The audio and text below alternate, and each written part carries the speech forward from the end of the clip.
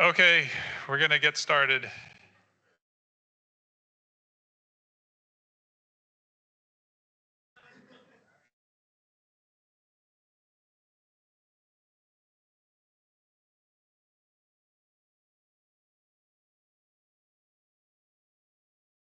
All right. Since we're a little light, why don't we Yeah.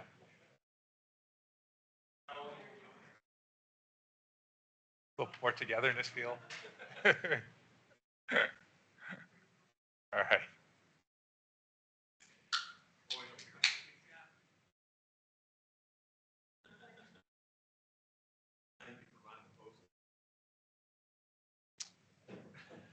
All right. Well, I'll go ahead and get started while people are finding their seats.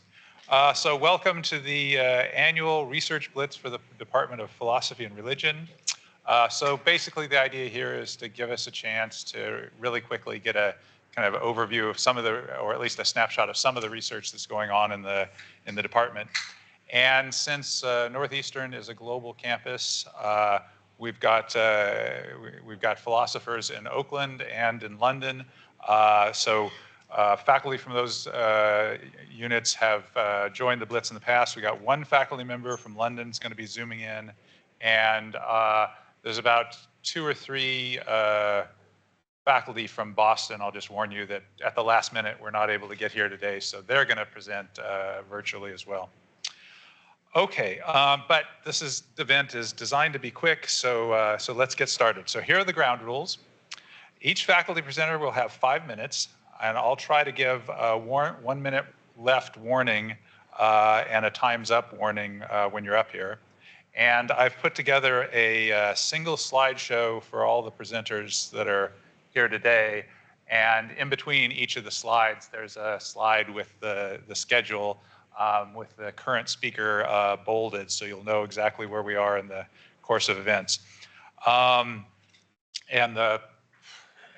just as a warning to those joining us by Zoom, the speakers that are zooming in are going to share their own slides.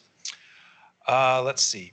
Okay, and so we should have, given the number of presenters, we should have time if there are any questions for a short Q&A after the presentations. And just a reminder to anybody that just came in, there's food, so help yourself. Okay, and in the end, just interest of sort of moving things along, I figure since I'm already up here talking, I would start with me and give you my Blitz presentation. So what I wanted to do was describe 2 research projects that I'm engaged in that have a couple things in common. First of all, they're both connected to courses that I teach on a regular basis, and they both involve criticizing other philosophers for giving bad arguments. So first of all, I teach a course on lying and deception. Basically, it looks at how various areas of philosophy address the topic of lying and deception. So we look at the ethics of lying and deception, we look at the epistemology, the philosophy of language, the metaphysics, etc. But the research that I'm actively engaged in is on how things like deep fakes and fake news can seriously interfere with our ability to acquire knowledge. And I've written papers on both of those topics. But this research has recently gotten me labeled as basically a Chicken Little of digital fakes. Several philosophers are now pointing out that deep fakes and fake news have now been around for several years, but nevertheless, we can still pretty much tell what's going on in the world. And I'm sort of inclined to agree that, or I'm inclined to think that they may very well be right, that we are not necessarily headed for a epistemic apocalypse. But in looking over this literature, I'm noticing that a number of their arguments about why we should not be worried about an epistemic apocalypse as a result of deep fakes and fake news are bad arguments. So for example, some of them have recently pointed out that we shouldn't worry because there's just not a lot of demand for misinformation as such. but consider the following analogy. There's really not a lot of demand for counterfeit currency as such. But counterfeit currency can still cause a lot of problems if we can't distinguish it from the good stuff. And so it seems like some of my arguments for why we should be worried about deepfakes and fake news will still go through. And so Kay Matizan and I are working on a paper now to try and address some of these criticisms of our view. All right, so that's my first project. The second project is related to my course on information and uncertainty. Basically, in this course, I look at how we can use evidence to reduce our uncertainty about questions that are of interest to us.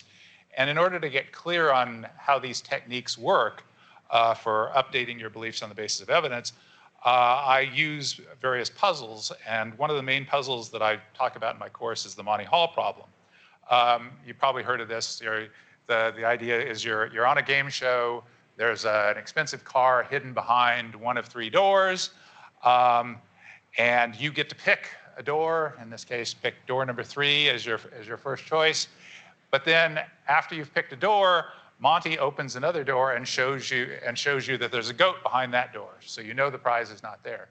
And so the question for the Monty Hall problem is, based on this new information you have, should you stick with the door that you initially chose, or should you switch to the last remaining door?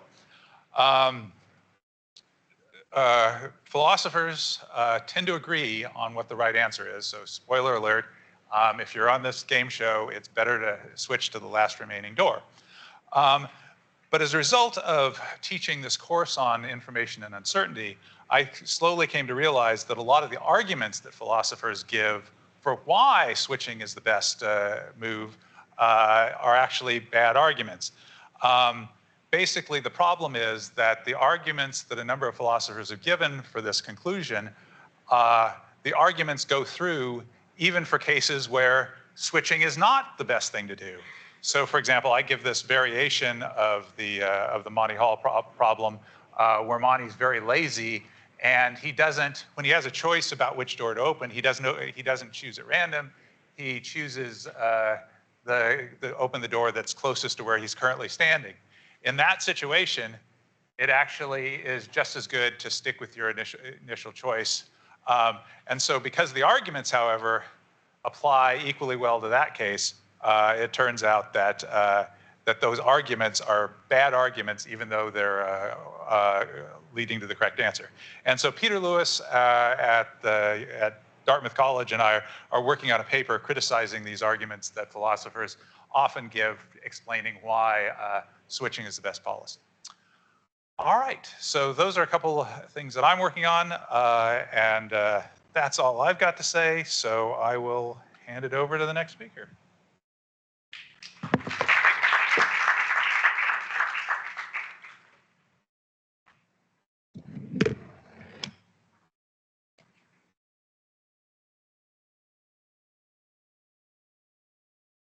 Thank you, Don. Hi, I'm Dr. Fadike Castor, and I'm on the religious side of the Department of Philosophy and Religion, and I research and teach classes on race, religion, and politics, primarily in the African diaspora. I have 2 ongoing research projects right now that I'm working on. The first is a digital humanities project with funding from the Crossroads Project to Princeton and New Lab.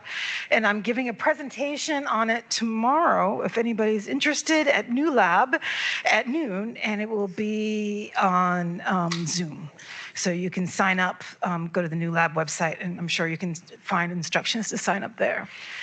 And the project is called Digital Ancestral Altars, and it's designed to honor and memorialize Trinidad's Ifa Orisha elders that have passed in recent years. And there have been several aspects to this project. I've been working on it since last year with the funding. And the first part that we did was we created the TERA, the Trinidad Ethnographic Research Archive, through the digital repository repository at Northeastern's library. And this is ethnographic collection of media, photos, video, and audio going back about 20 years from my ethnographic research in Trinidad. And we're choosing selections from that to be shared on a website that we're building to commemorate as I said, the elders of Trinidad Orisha's Ifa community. So where we are with the project now, which we'll be talking about tomorrow, is this summer, we have community collaboration grants, which for me is the most exciting part of the project, is that I get to work with community members. I'm working with research assistants, graduate students here at Northeastern, and community members in Trinidad. And in Trinidad this summer, 2 of our community members were given some training and some resources and did a series of interviews of elders reflecting on and remembering 2 specific elders that have passed, Iya Shango Wumi and Baba Aaron Falami. And they generated 80 gigabytes of video, which we are going through now and transcribing, and we are tagging it. We're creating a database of sorts so that we can build on this and expand as we continue to interview people. So there'll be some excerpts, a little clip tomorrow in my presentation for New Lab, but I just want to tell you that this research data is so rich. It is so rich. People went back into their memories and into really covering the last 20 years of these elders' lives to talk about the changes that have happened in Trinidad's religious landscape, and its political landscape, and its cultural landscape. And as I listened to the information, I was like, I want to write my book over again. So the foundation for this project is my book called Spiritual Citizenship on Ifa and Orisha in Trinidad. So, but it may be there, I don't know, might be a second volume in the works at one point. But before that second volume, I'll switch to my next research project, which is Black Spirits Matter, Locating Spaces of Spiritual Marinage, which should be my next book. And it's centering African and indigenous knowledge systems in social justice movements. And I've been doing work with an Afro-Indigenous Maroon community of activists called the United Maroon Indigenous Peoples. And I'm also looking at a digital aspect of this, of how community is created to envision and work towards a better world by using indigenous and African as indigenous knowledge systems. And this includes the spiritual, which is never separate from the cultural and the system of knowledge, as my student who is here knows from class. Speaking of classes, in my remaining minute, I am teaching in the spring religion, race, and politics, and we'll be focusing on race, Rastafari and resistance, Black Islam and movements for Black lives and religion. And that second religion is not specified there, but last time I taught it, the focus was on Black Buddhism and social justice movements, and it was really fun.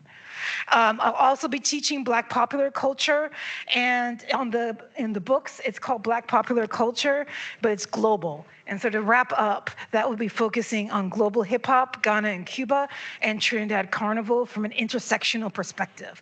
So we'll be looking at the intersectionality of gender, race, and class in those popular culture movements. Thank you.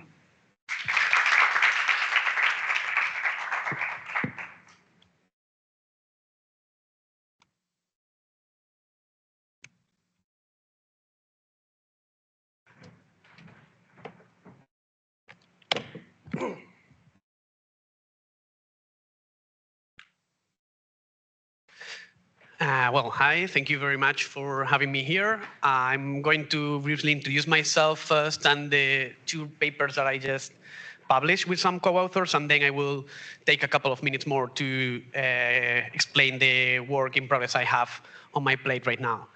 So I'm Daniel Barbarusa. I'm a PhD student from University of Seville, Spain, visiting here until next September, thanks to a Fulbright scholarship.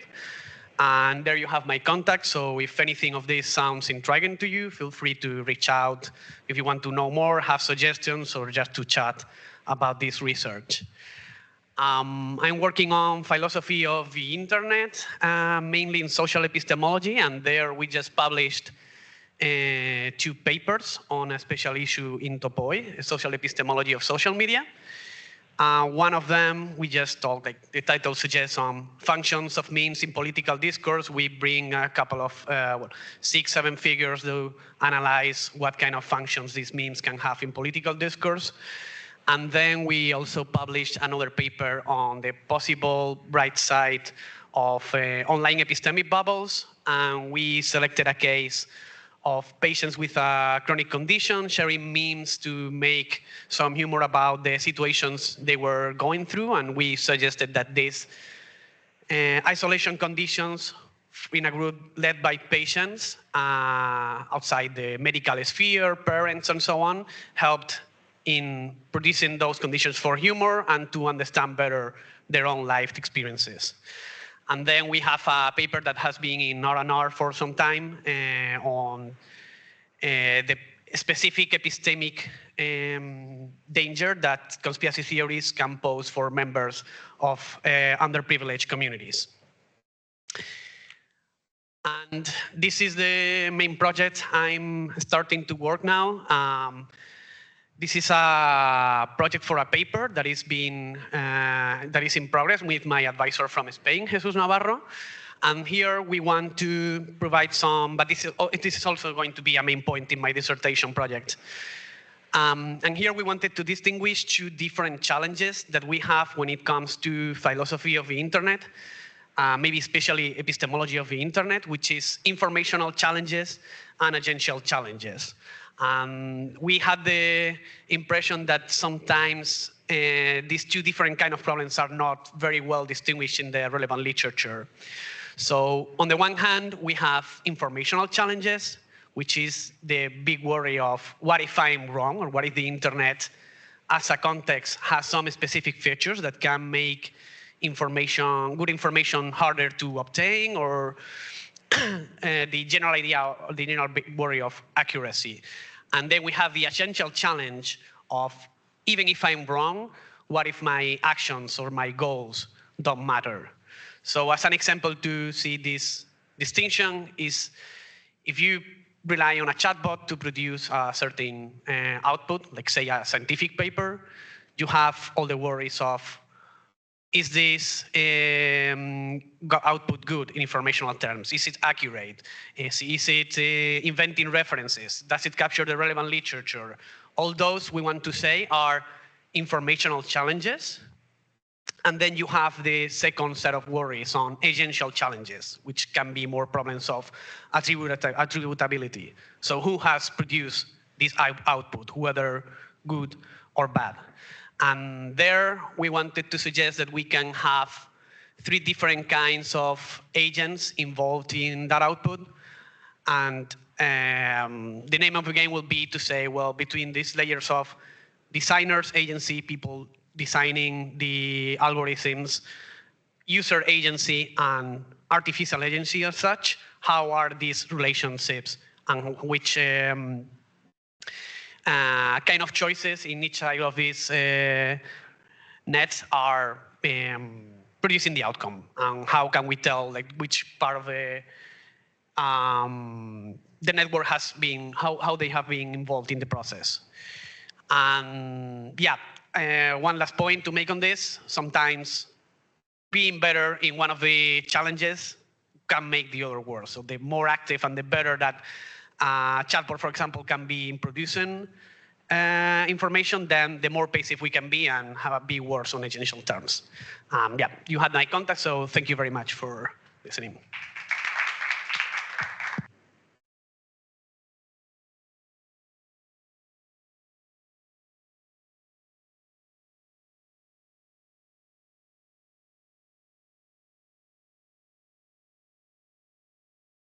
Right. Is it me?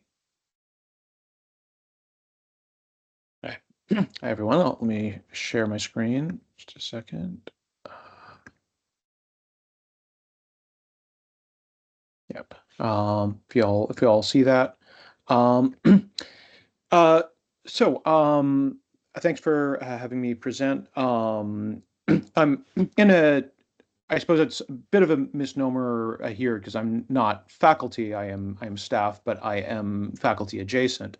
I'll explain that. My name is Amod Lele. I'm the associate director of the Ethics Institute here. I just started in January.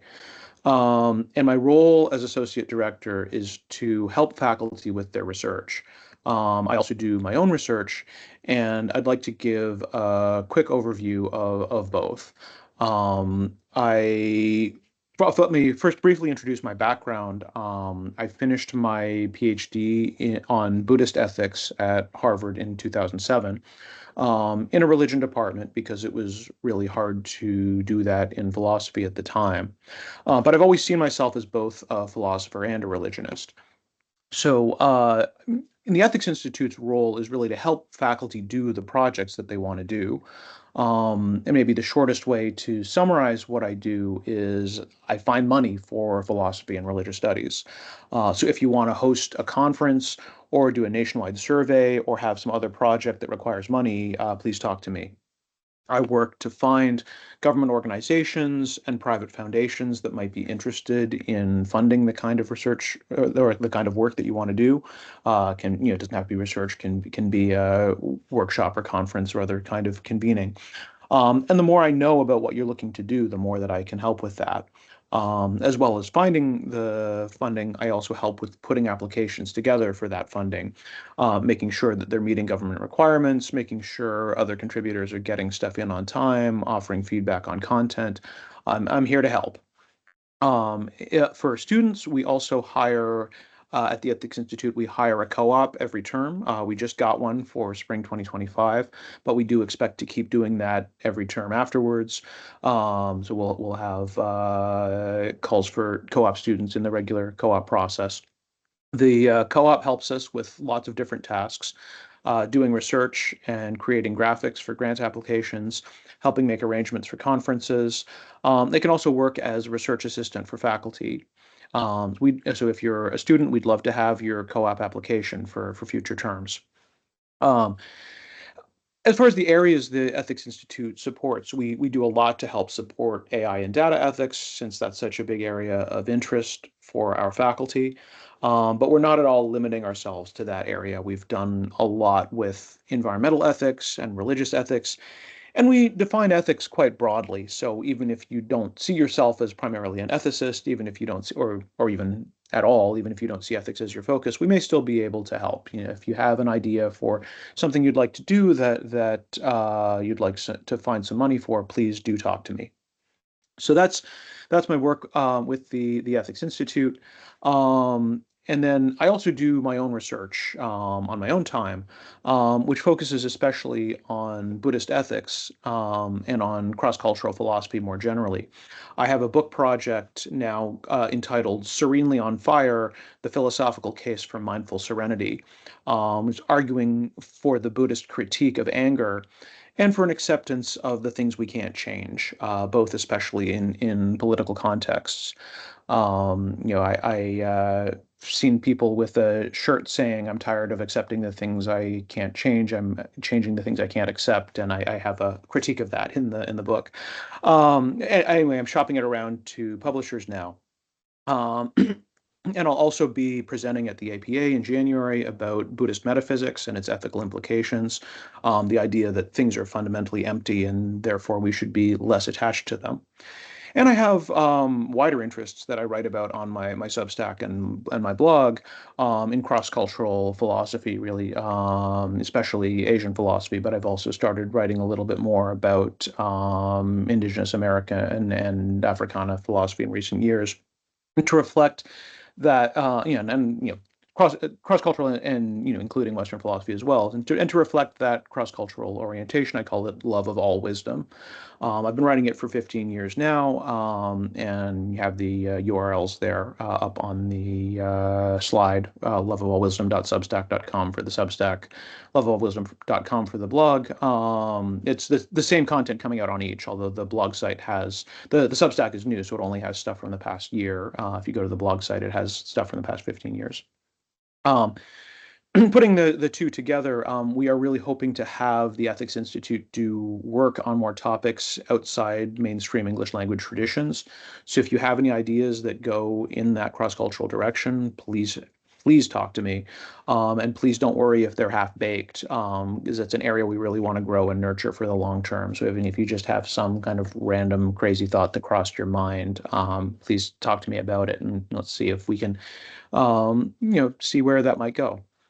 And then finally, this seems like the kind of event where people who are interested in following up might walk up to the presenter after the talk. And I wish I could be there, but I am in Canada with family this week. But I put my email up there on the slide. I'm a.lele@northeastern.edu, and really would encourage you to contact me that way, whether about Ethics Institute projects or non-Western philosophy or both.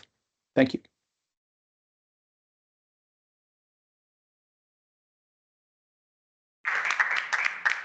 So I'm trying to quit the screen share here.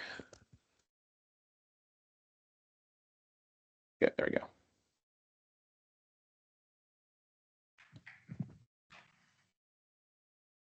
Hi everyone, I'm Candice Delmas. I'm in philosophy and also in political science.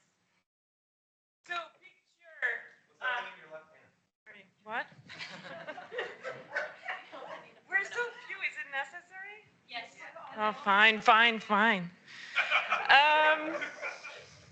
Picture a public square occupation like Occupy Wall Street did in Manhattan Zuccotti Park. Picture the Black Lives Matter protest in the aftermath of the killing of George Floyd, including the vandalizing and toppling of Confederate monuments. Picture environmental direct action, the autonomous zones on the sites where they try to construct pipeline or mega basins. That's the thing in France. It's like very large reservoir to stock water. They are huge. They're like 200 Olympic swimming pools, and they're then used by big agro businesses to irrigate in times of drought. It's really bad for the environment. So there are a lot of actions of sabotage against this. So all of these things raise the following sets of questions, which has been of interest to me for quite a long time now. These questions include, but are not limited to, what makes an act of disobedience civil or uncivil? Under what circumstances can acts of civil or uncivil disobedience be justified? What is the value of civil and uncivil disobedience? Can a liberal democratic regime tolerate civil and uncivil disobedience? Might there be rights to engage in these kinds of protests? I'm just about to finish a book on these issues. It presents the main answers that philosophers, including liberal theorists, democratic theorists, and activist thinkers like Henry David Thoreau, Mohandas Gandhi, Martin Luther King Jr., and also some anarchists like Émile Pouget, the French syndicalist, and Voltairine de Cleyre, a US feminist anarchist, have given to these questions. It traces the ways in which they contributed to shaping thinking about these issues. The book also explores the philosophies of nonviolence, the ethics of defense action, including issues around environmental sabotage, arguments for and against civility and disobedience, relation to the state, in the street, facing the police, in the courtroom, with the judiciary.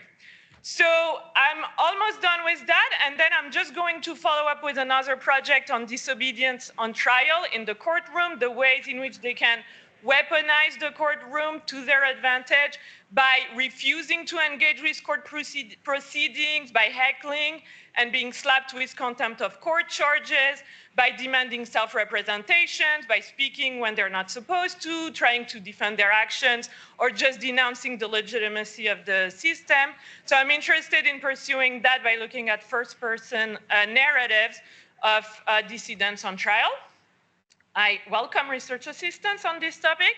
And then another big project I'm about to turn to is about the prison. I'm interested in prison reform and prison resistance all at once. And I want to look at, so I want to come up with a philosophical theory of institutional action that will be informed by social criminology, looking at the occupational culture of prison officers and the ways in which that culture and the unjust epistemic dynamics that shape the prison and outside the prison get in the way of prison reforms that mainly seek to add rules or try to enhance accountability mechanisms or grievance mechanisms, but fail to get the result they seek by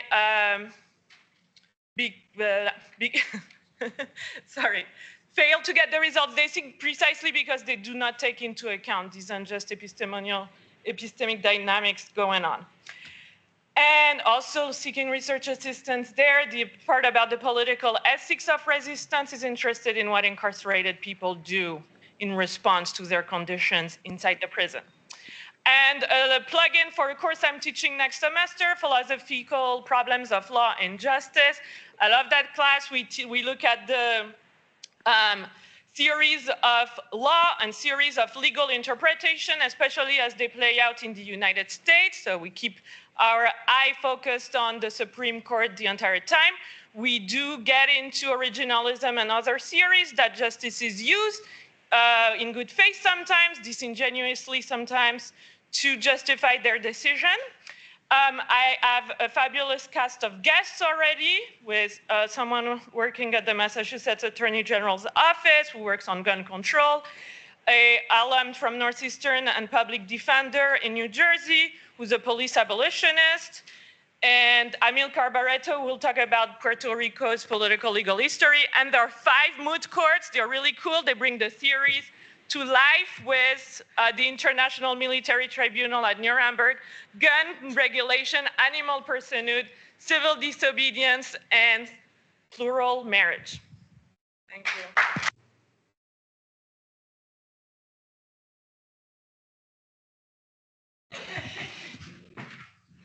Hi, everyone. I am John Basil. I'm a member of the Philosophy and Religion Department like everyone else, I guess. I'm going to talk about 2 things. First is going to be the AI and Data Ethics Working Group. This is a faculty-student working group where we engage in research projects. It's led by, I would say it's led by different faculty every semester, but that's not true. It does rotate who does it, but me and Vance have been doing it for the last, we did it last year, we're doing it this year. Each semester we sort of decide collectively what we want to work on. I don't have slides, sorry. Oh yeah, I see. My name has to be highlighted. You'll think I'm Candace. We decide collectively what we want to work on. Sometimes it functions as a reading group, just like what is the cutting edge of some area in AI and data ethics. Other times it's project-based. This semester we're working on 2 projects. One is building we don't have a name for it yet, an AI ethics compendium. Faculty often get asked, if I want to follow up on an opportunity in AI and data ethics, where do I go? Or we give a talk to industry and they say, how can I learn more about algorithmic fairness? And there's no like spot on the web you can go to get that stuff. So we're trying to build a tool where people can find those things, and some of the philosophical work is like, what should the editorial standards be? Like, how do you keep out shit and keep in the good stuff? And we're also working, we were invited by the Colorado Attorney General's office to provide comments on their algorithmic anti-discrimination law. There are some key concepts in that law that they should take feedback on, and they said they would welcome a meeting with us. So we're working to sort of do an analysis of the law, figure out what kind of amendments we think can be made, what are the gaps in the law, and then we'll meet with them. And every semester it's a different thing. We welcome students that have at least some, usually 1 or 2 classes in philosophy is sort of the minimum. You do not have to have any technical background, though it helps. Faculty are also welcome to join. We're also looking for additional faculty leads. Other thing I'm going to talk about is a project I'm working on with Rory. Professor Smead. So if people don't know, the simulation hypothesis is the hypothesis that we're all living in a virtual reality simulation or some level of virtual reality simulation. And there's a bunch of scholars that take this seriously, but the debate is a little strange because they sort of say two things. One, they say that it's an empirical hypothesis, that really, like, if it turns out that our best theory of physics shows it's impossible to run simulations of minds, or if our best theory of mind shows that it's impossible to simulate consciousness, they'll give up the simulation hypothesis. But then when you ask them, how likely are we to be living in a simulation, what they do is they try to sort of divide up possible worlds and then assign probabilities to those possible worlds. So like half the worlds were simulations and half the worlds were not. So the probability that you're simulated is half. Now that's like very dumb about the math, me being dumb about the math, but that's kind of how the arguments persist. And me and Rory were like, well, why don't we treat this like there's lots of ways you can test empirical hypothesis. You don't need that kind of end of the world physics evidence. You could just like do everyday experiments. Like if we could convince our legislators to ban simulations, then that would provide us evidence that there's an easy, compelling argument to do so. And so we increase our evidence that we're not living in a simulation. But then we also started talking about there's other hypotheses that look an awful lot like the simulation hypothesis. In particular is one called the intelligent design hypothesis, which 10 years ago I wouldn't have to said what it is, but I think it's changed maybe. There's a bunch of people that reject evolutionary biology. They'll say things like biological systems are just too perfectly fine-tuned to be the result of a random chaotic process. And so there must be an intelligent designer. Now, of course, philosophy of biology has 100 different arguments against the design hypothesis, claiming that it's just sort of religion disguised as an empirical hypothesis. So what we want to do is take some of those off-the-shelf intelligent design solutions and say, actually, the simulation hypothesis is the same. It's saying things are sort of, the way the world appears to us can be sort of tailored in certain kinds of ways to like make us feel like it's real when it's not. And we think that it actually has a lot of parallels to the design hypothesis. And so we can use those tools to show why it's wrong. And that's it.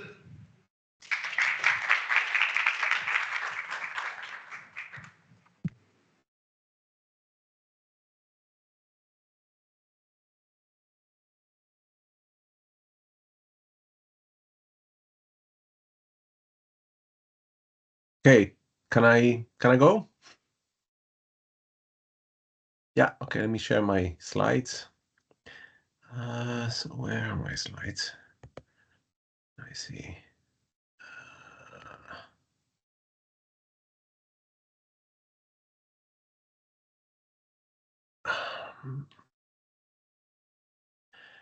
Can people see my slides? Yes. Okay, good. Okay, hi guys. Sorry, I'm based in London. So my name is Ioannis Votsis. I'm a philosopher of science. I'm also the research cluster head here for the cluster Reimagining Higher Education in the Age of AI. And I'm also the principal investigator of a BA Leverhulme funded project on prompt engineering. Now, some key research themes in my work. So I've divided these things up into 4 themes. So one is scientific realism debate. So I've worked on structural realism, both epistemic and ontic, on perspectivism. I'm currently working on a form of empiricism. I've worked on evidence theory relations. So in particular on theory latedness, I have quite a bit of work on that, but also on measures of confirmation, unification, and ad hocness. Then the computation and AI theme, which is growing, my work in this theme is growing. I have some work on neurosymbolic scientific discovery, analogical reasoning, and also physical computation. I'll talk a little bit about that in a second. And pedagogy and psychology. So I did some pedagogical psychological experiments on conditional reasoning, how we learn conditional reasoning. And also, as I already said, I'm working on prompt engineering, and I'm looking also on the psychology of how we pose questions and how we get answers and whether we consider those adequate. Some of my recent work, and I can talk a little bit about each of these here, are these papers listed here. So grounded empiricism, I already talked about that. So basically, it's a form of empiricism that seeks to liberalize the notion of observation from the kind of biological tethering that is usually found in empiricists. The second paper here on manipulable versus non-manipulable physical computation is an attempt to understand physical computation and then divide it into two kinds of things. So it's a bit involved to get into it now, but ultimately what I want to do is basically save different kinds of intuitions with two notions of physical computation. Then I'm also working on the epistemology of machine learning, and I did this joint work with my PhD student, Maria Federica Norelli and John Williamson on basically the relationship between data models, theories, and phenomena. And we are trying to say that there's a more direct relationship between these things than is imagined by people like Bogan and Woodport. Then in this work on taking up space, the case of the ether, I basically try and argue that we can take some lessons from the history of the ether, which was actually around for a long time despite all sorts of problems. So methodological lessons for theory construction. Then in this paper on radical ontic structural realism and monism, I try and save ontic structural realism from basically an incoherence objection by marrying it together with monism. In this work on theory change through a logical lens, I basically do something similar to belief revision theory by defining these two notions of content increase and content decrease, and I show how theories can be built through such content increases and decreases. And then this work on neurosymbolic approach to the logic of scientific discovery is basically marrying together large language models and automated theorem provers to try and posit some interesting hypotheses in science. So to try and use these kinds of different AI approaches, so neural AI and symbolic AI approaches, put them together and try and help a scientific discovery like that. And finally, on analogical reasoning, I've basically come up with an additional criterion that can be used to make models of analogical reasoning more universal. And this criterion is basically a criterion of relevant conceptual uniformity, so that roughly speaking, the more uniforms the concepts being used, the more likely that the analogical reasoning is going to work, other things being equal. And that's it. Thank you.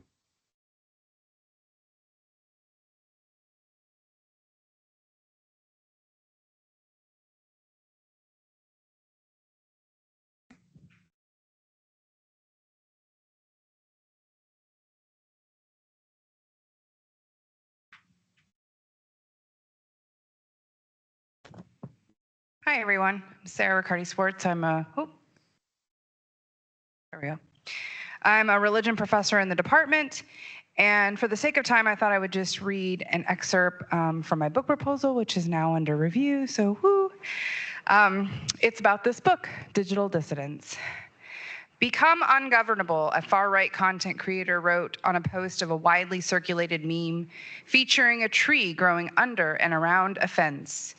In ecologies motored by algorithmic constraints, religious digital dissidents paradoxically find their social freedom to express their ideological views, build communities of resistance, and advance their moral claims for society. So my book project, Digital Dissidence, focuses on how social media technologies, through algorithmic connectivity, are embedded into the processes of both religious conversion and political radicalization among the far right in the United States. I look expressly at a case study of far-right Orthodox Christians, and I argue that the rapid connectivity offered by digital technology allows realignment and religious differentiation to become instantaneous social processes that build out the disciplinary structures of groups, not just in the digital world, but in their everyday lives, in their religious communities, and their political affiliations.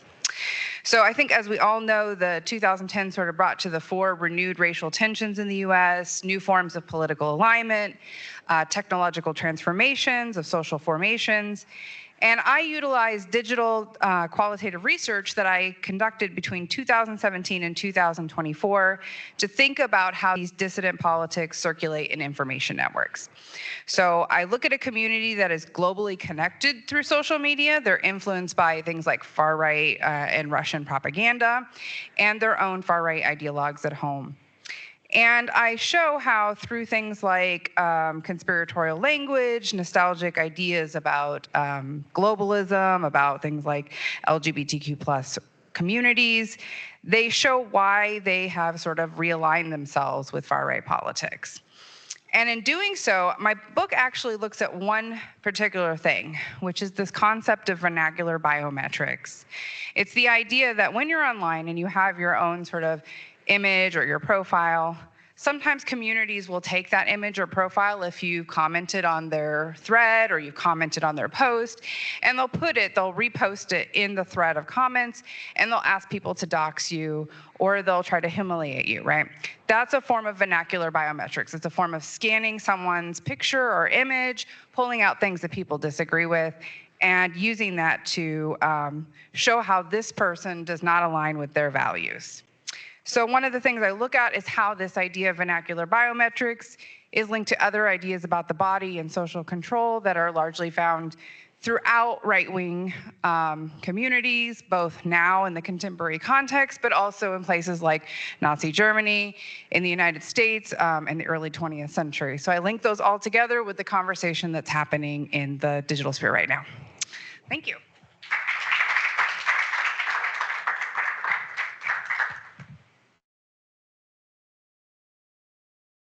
Folks, this is Matthew Smith.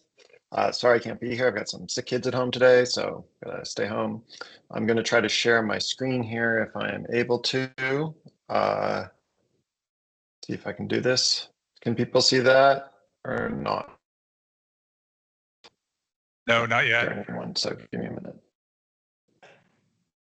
Okay, I don't know if I'm, oh, there it is. Is that working?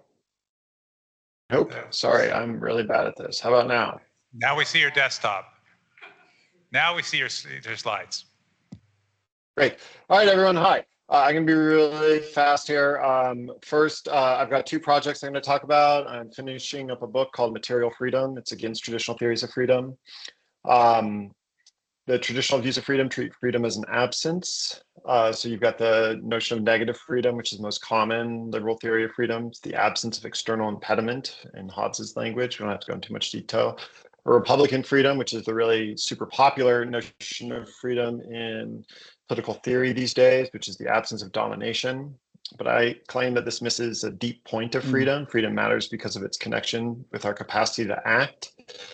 So in other words, to be free is to be able to act. It's not for there to be some sort of absence.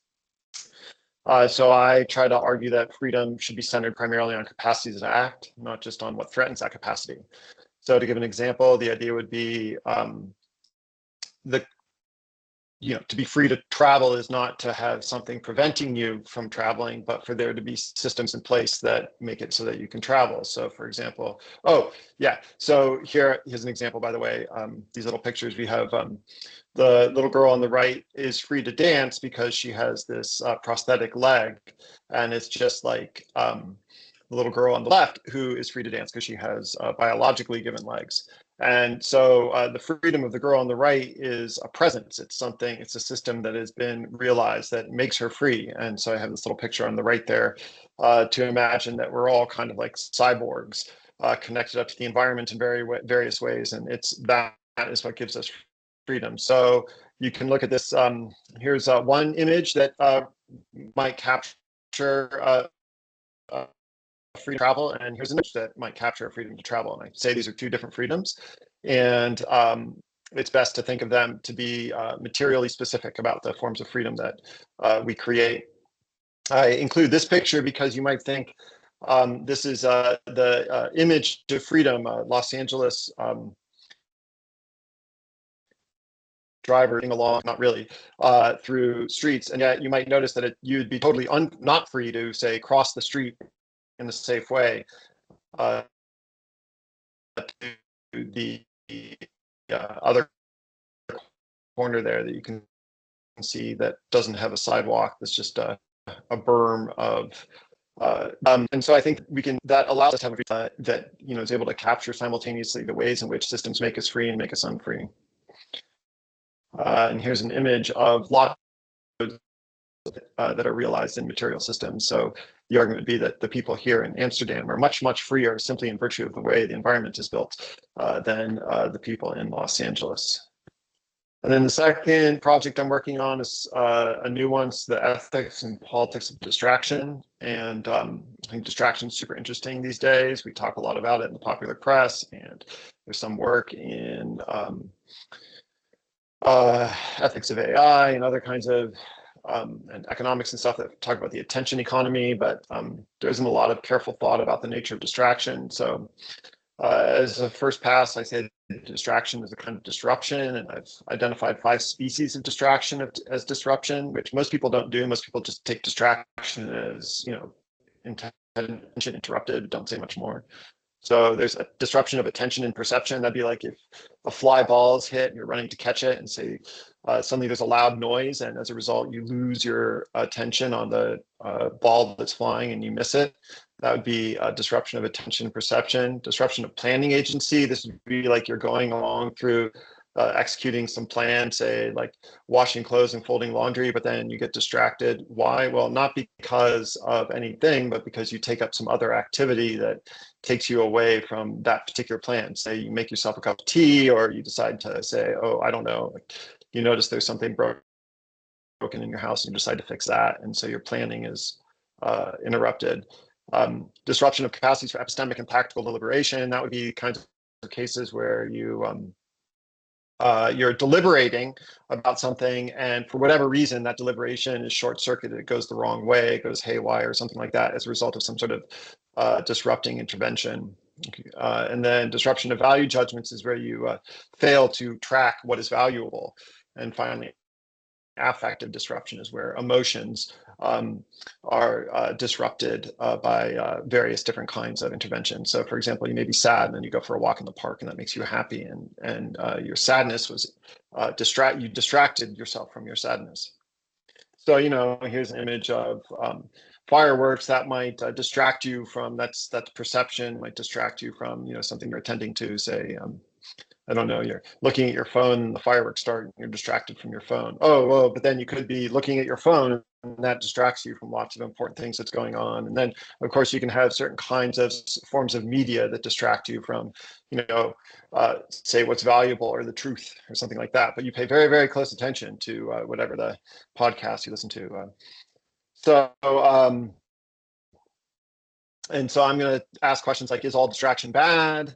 What is the relationship between distraction and democratic deliberation? Seems important these days. How does infrastructure in the built environment cause distraction or facilitate attention? And what is the relationship between distraction and education? So those are my 2 projects: material freedom and distraction. And this spring, I'll be teaching philosophy of mind, ancient philosophy, and economic justice.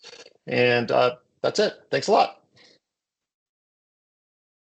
And make me go away, because I can't make this go away. Okay, is up now.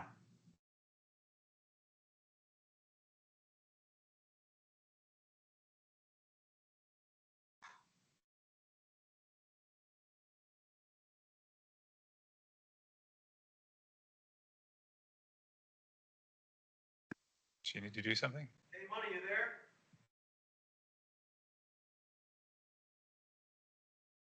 Sorry, just being disorganized. All right, let me find the share. I'm used to Zoom, so.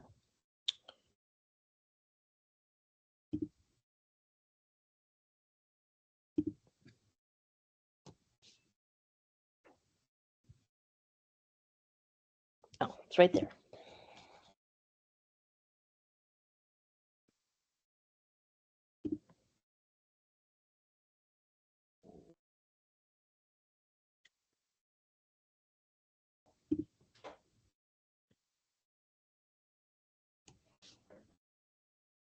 It's having trouble because it wants me to give it permission to record my screen. So, since you guys are recording. Okay. Let's see.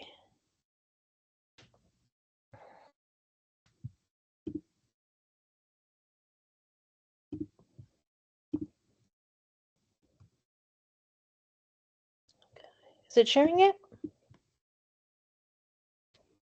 No, not yet. Okay. I have to go to security privacy and give it permission. All right. Hold on. Her slides are on the actual slideshow. So if we can go to that, we can. Yeah.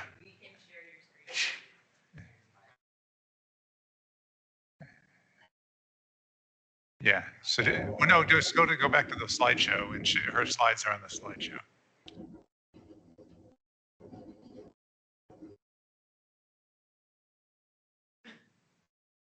Yeah, right there.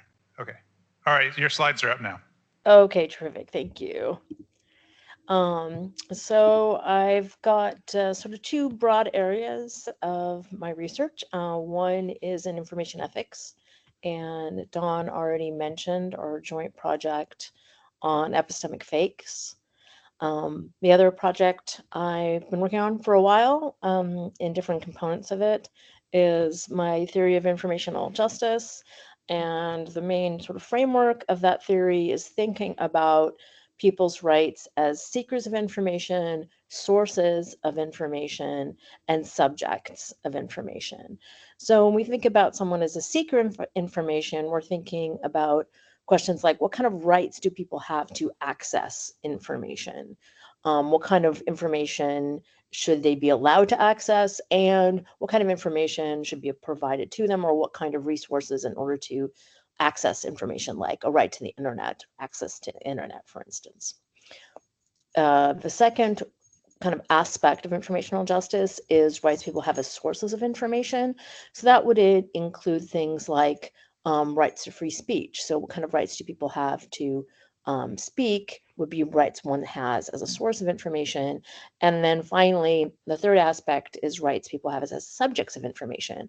So for instance, what rights do people have to control information about themselves would be one question that would fall under that. That would include things like privacy, but it also include things like how you're represented in the kind of field of information within the society. So for instance, do people have rights to have depictions that are not degrading of themselves or of the groups to which they belong? So it's not going to be just with regard to personal privacy. And I also teach a course with the same title of information ethics. That's going to be in spring. I'll be teaching that. And we kind of use that framework to talk about contemporary issues in information and technology ethics. The other area of research that I have been recently developing is philosophy of neurodivergence. And if kind of like an overview of that would be, philosophy of neurodivergence would include questions in all the traditional areas of philosophy. So for metaphysics, we might ask, what is autism or ADHD? Is it purely a social construction? Does it have some sort of biological basis? Is it a distinct psychological kind? How do we understand what it means for someone to be autistic, for instance? The second kind of issues we could look at are epistemological issues. So for example, how should we know, or how can we know about autism? Should our primary mode of understanding be, for instance, behavioral observation of people with autism, which has been the tradition, or should the focus be more on descriptions of subjective experience? If we think that the subjective experience route might be something that would allow us to gain a better understanding of neurodivergence, then we might want to look at phenomenology. For example, what is it like to be autistic or to have ADHD? And if you're interested in phenomenology, I talk about phenomenology a lot in my existentialism course. And fourth, we can look at ethical questions related to neurodivergence. For example, should we seek to cure neurodivergent people or teach them to act normal, which has been, again, one of the traditional ways people have responded to things like autism is to try to cure it or to try to change the behavior of autistic people. And in so doing, are we respecting autistic people's rights to their own identity? And again, how should we think about autism? Is it identity, or is it some kind of developmental deficiency that we want to fix? The particular issue that I'm investigating in a project I'm working on now is what I'm calling neuronormative gaslighting. And there's extensive literature on the idea of gaslighting, which goes under the umbrella of epistemic injustice, ways in which our ability to have knowledge is impacted by things like oppression, or our ability to share knowledge is also impacted. So there's sort of two aspects of neuronormative gaslighting. The first aspect is the gaslighting. So we need to understand what gaslighting is. The other aspect is this idea of neuronormativity. So this is a definition from Catalan. Neuronormativity is the privileged so-called neurotypical set of assumptions, norms, and practices that construes so-called neurotypicality as the sole acceptable or superior mode of cognition. And then using that idea, I'm defining neuronormative gaslighting as a form of structural gaslighting wherein a neurodivergent person's basic epistemic competence is called into question insofar as they fail to behave according to neuronormative expectations. And in this project, I try to argue that this is indeed a form of gaslighting and lay out the different aspects of that gaslighting. There's multiple features of that gaslighting and the kinds of harms that are created by that form of gaslighting and what we could do about it. I have my email there at the bottom. If you're interested in any of this, feel free to contact me. Thanks. Thank you. Okay, so Getty's next, and just we got we'll have one more speaker after Getty. What's up? Playing in hardcore bands for most of my life, whenever I see a mic, I want to yell into it, so I'm not going to do that, though. I don't know how to do this. Okay, so this is my first PowerPoint ever, right? My dissertation advisor, Charles Griswold, refused to write on the board because as a good Platonist, he considered it picture thinking. So, sorry, Charles. Okay, so I'm Getty. Assistant teaching professor of philosophy and religion.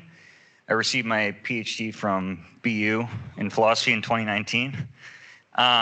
Thanks. I'm also an enrolled member of the Choctaw Nation of Oklahoma and one of about 20 currently active Native philosophers in the United States.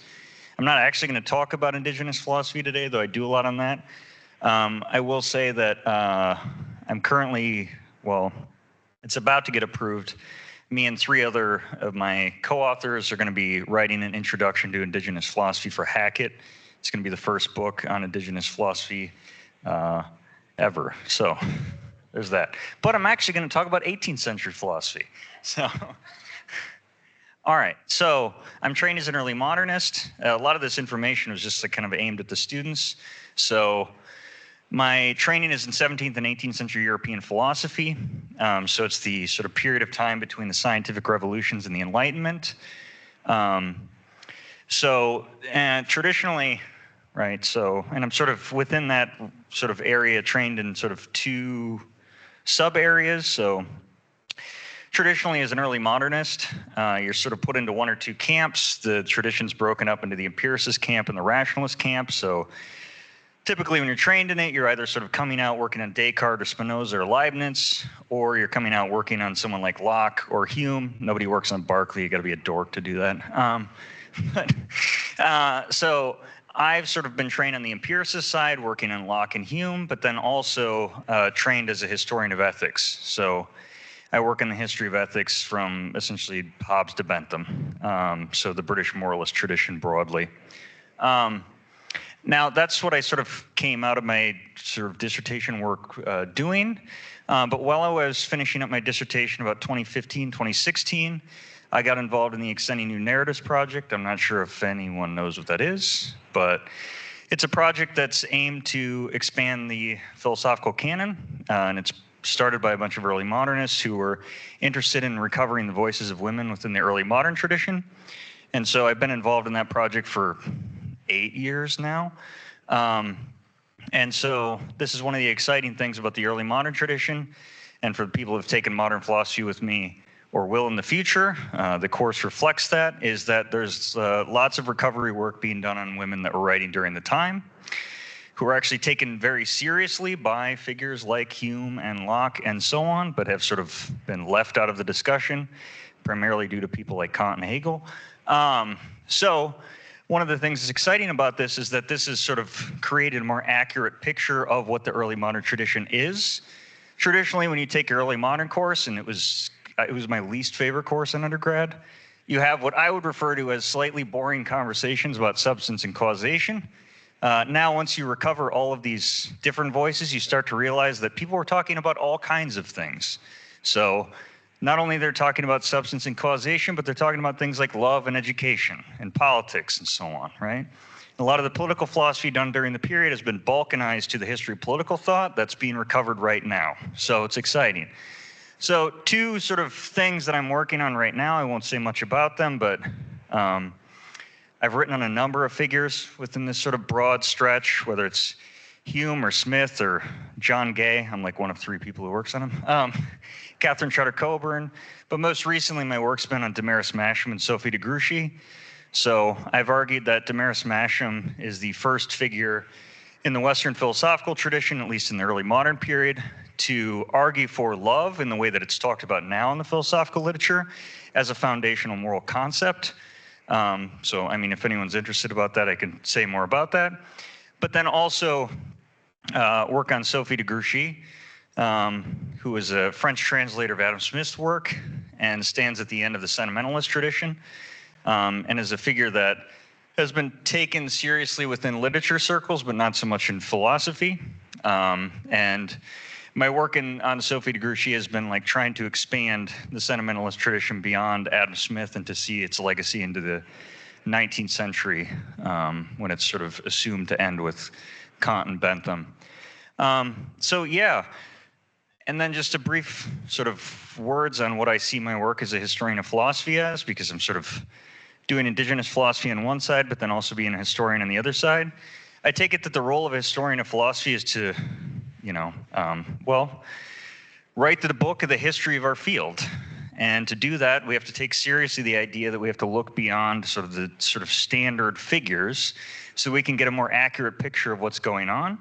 And so I see myself as like doing work within that and hoping to like write maybe a few chapters in that book and make a few edits on another. So that's it.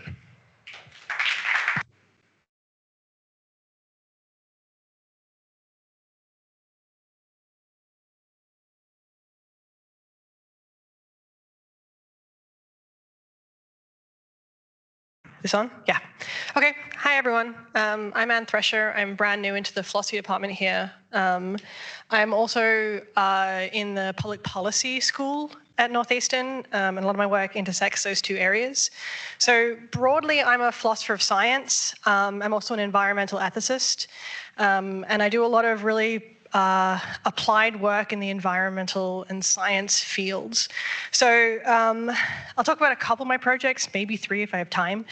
But as a starting point for my work, I'm interested in environmental technology, and in particular in genetic tech.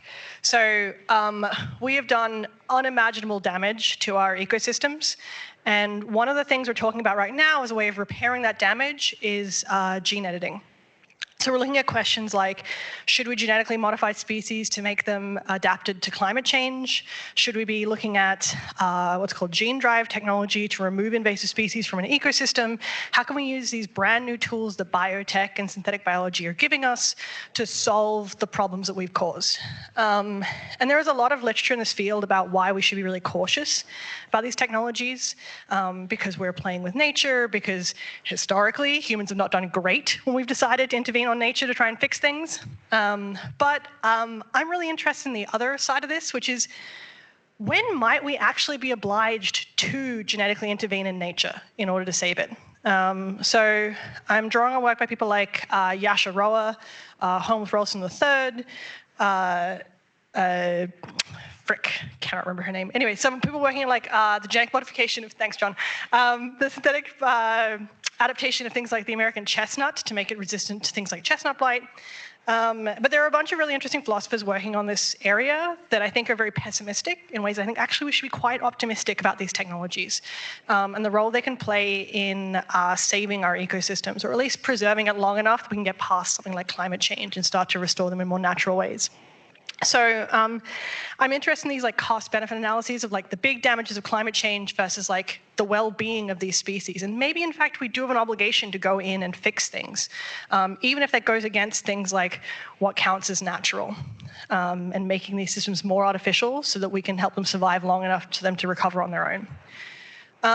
Beyond that, I have a background in physics, and my environmental work has recently expanded into outer space environmentalism. So I'm interested in questions to do with how do we prevent movement into space from becoming a massive environmental disaster? A lot of the ways that we build space infrastructure, so launch points for rockets, telescopes, sort of the satellites we're putting up and burning up in the atmosphere when they run out of their lifespan. I'm interested in how do we prevent those from having massive environmental impacts. There's a lot of fuel wasted, there's a lot of debris that gets into our atmosphere from these things. And so I'm a working group lead of what's called the Next Generation Event Horizon Telescope. I work with them on where and how to build space infrastructure. As part of that, I spent the summer in Tanzania working with the Tanzanian government and the Open University of Tanzania to run community consultation projects about the possibility of building a telescope on Kilimanjaro and what that might look like when it comes to the environmental and social impacts. I'm interested in these deep philosophical questions about what community consent might look like in these places, particularly in areas with long histories of scientific exploitation and colonization, where a bunch of, Harvard-based scientists wandering in and wanting to build a telescope can be really problematic if we're not really careful about the way those partnerships might look with local groups who also have a deep investment in expanding the scientific work within their countries.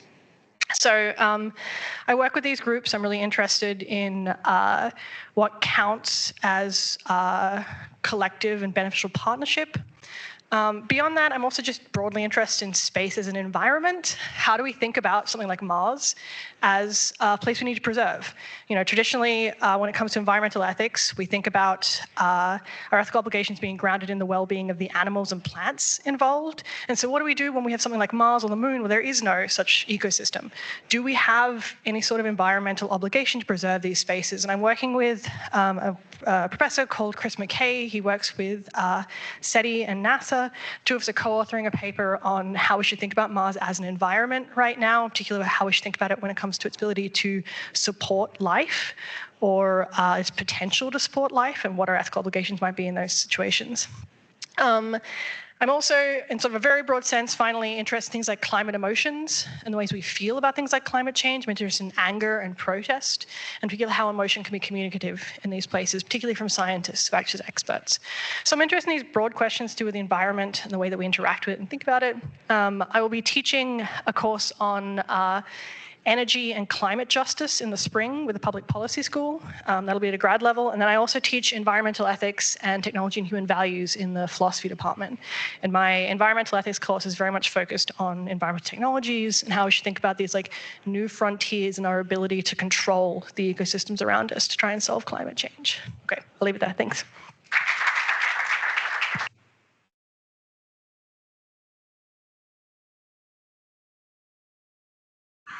All right, so we have a couple minutes left if there's any questions for any of the speakers.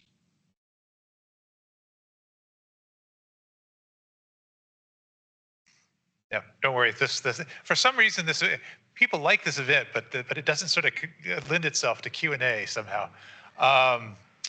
Okay, well, in that case, I'd want to encourage you to contact any of the speakers that you found their research interesting, and thank you so much for coming, and get some food on the way out. Thanks.